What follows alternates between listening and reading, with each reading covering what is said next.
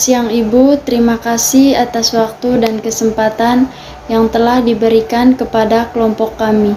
Perkenalkan, nama saya Emilia Riani Dias, saya dari kelompok Jeruk.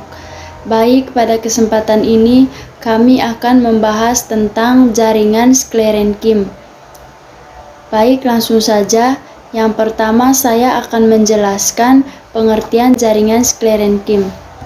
Oke, langsung saja. Jaringan sklerenkim adalah jaringan penguat atau penyokong tubuh tumbuhan dengan dinding sekunder yang tebal karena mengandung zat lignin.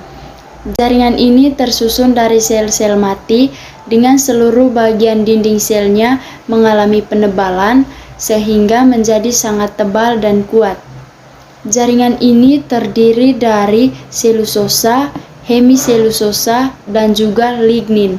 Sel sklerenkin mengalami penebalan dinding sekunder dari lignin yang sangat keras dan kaku sehingga membuat sklerenkin dapat memberikan kekuatan mekanis bagi tanaman atau bagi tumbuhan, yaitu membuat tumbuhan dapat berdiri tegak dan kuat dan juga keras walaupun mengalami gangguan dari luar.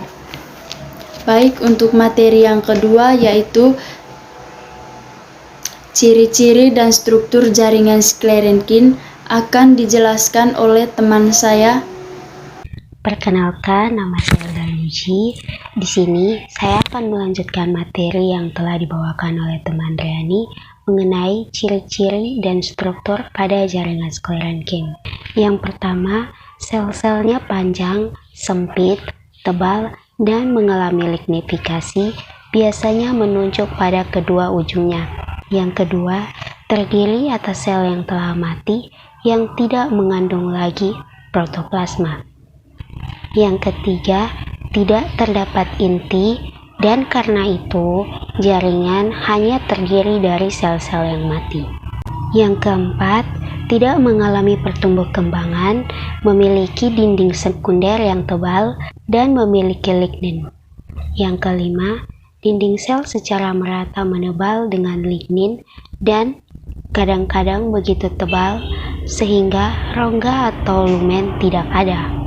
Keenam, bersifat sederhana sehingga lubang sering miring di dinding. Materi selanjutnya mengenai fungsi dan letak pada jaringan sklerenkim akan dilanjutkan oleh teman kelompok saya, Michelle. Perkenalkan, nama saya Wishenal Jesapina Lona, NIM 2104060187. Saya dari kelompok Jeruk akan mempresentasikan lanjut dari Elda Luji mengenai fungsi sklerenkim. Fungsi sklerenkim terdiri dari lima, yaitu yang pertama sebagai alat penyokong, pelindung, dan penguat bagian dalam sel. Jaringan sklerenkim dapat ditemukan pada tumbuhan yang sudah tua atau dewasa. Hal itu disebabkan adanya perkembangan sel di dalamnya. Bagian tumbuhan yang sudah tua akan mengalami penurunan aktivitas sel. Selain itu, jaringan sklerenkim ini juga melindungi bagian-bagian tumbuhan seperti bagian tumbuhan pada biji kelapa atau biji kacang dan bagian tumbuhan yang lain-lainnya. Yang kedua, menghadapi segala tekanan yang dapat melindungi jaringan yang lemah sehingga dapat melindungi tubuh tanaman dari kerusakan mekanik. Dan yang ketiga adalah memberi kekuatan ke tubuh tumbuhan. Keempat, jaringan sklerenkim ini dapat melindungi tanaman dari berbagai stres akibat faktor lingkungan.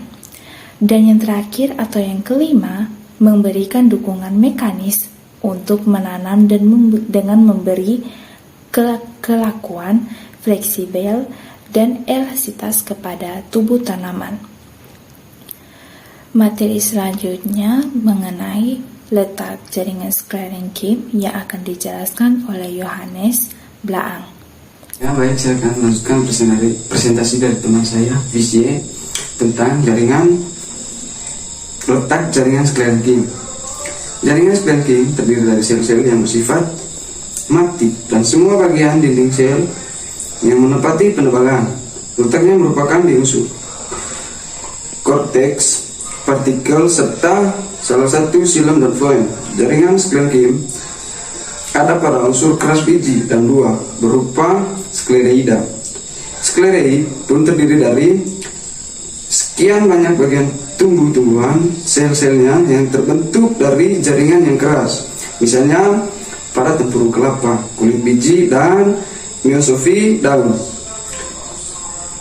Serabut yang berbentuk pita dianyam menurut keterangan dari pola yang khas. Serabut Skleran Kim tidak sedikit menyusun di jaringan pengangkut. Baik, itu saja presentasi dari saya.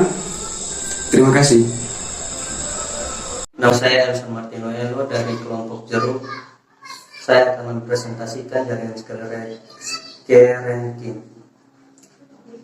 Jenis skeret terdapat di berbagai tempat dalam tubuh tumbuhan. Sering skeret berhimpun menjadi kelompok sel keras di antara sel parenkim sekelilingnya.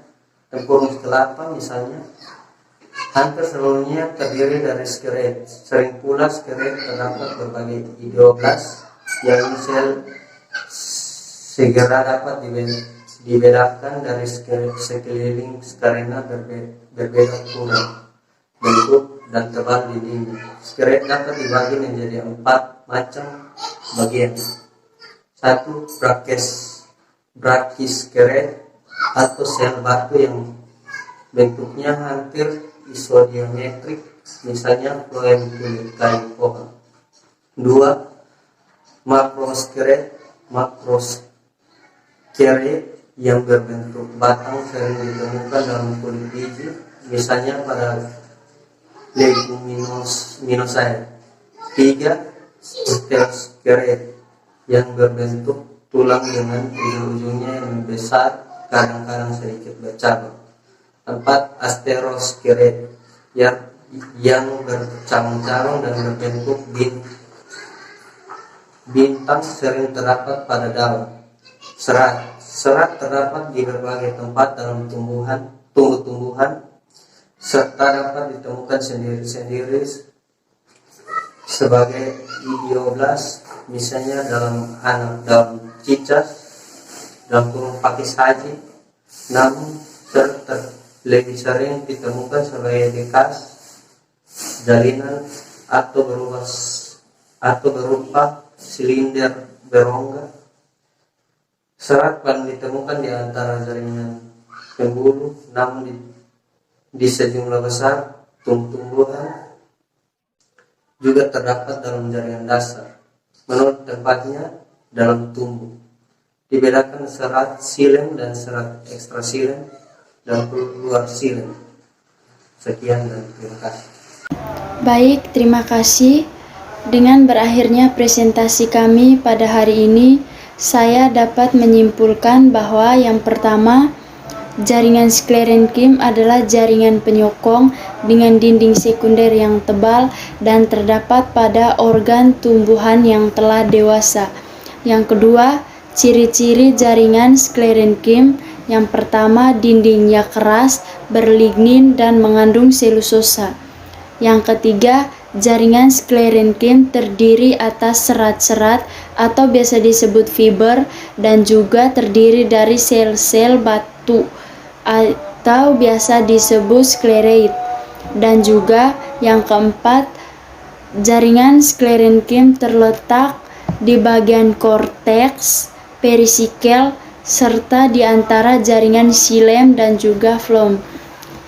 Baik, itu saja hasil presentasi dari kelompok kami, yaitu kelompok Jeruk. Atas perhatian kami ucapkan terima kasih dan juga mohon maaf atas kekurangan video presentasi yang kami sediakan pada hari ini.